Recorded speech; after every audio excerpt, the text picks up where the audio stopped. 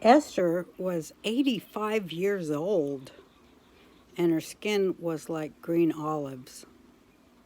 It had that it had that greenish tone to it.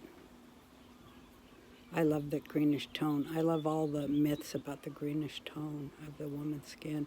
Like that's why I wanted to be in Wizard of Oz because I got to wear green face makeup and really dress up like the Wicked Witch. I've always loved the stories of Oz.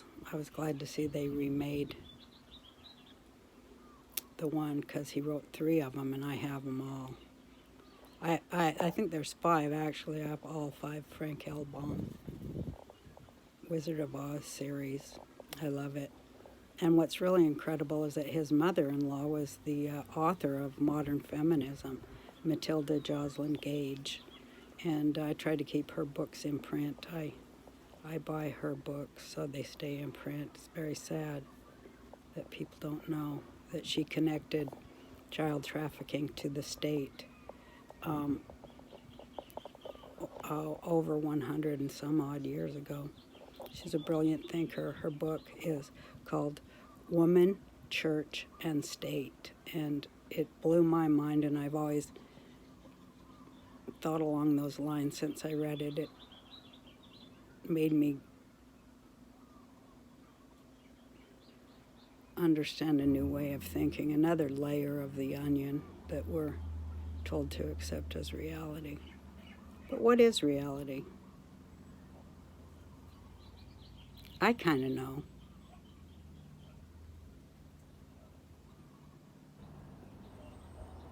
It's the things that you see right in front of your face, not on screens. But, right in front of your eyes. And your eyes really are the windows to the soul. That's why they're shaped like the vesica piscis, because they are the soul.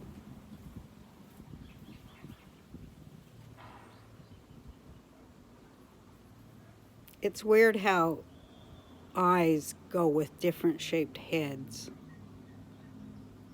if you notice that.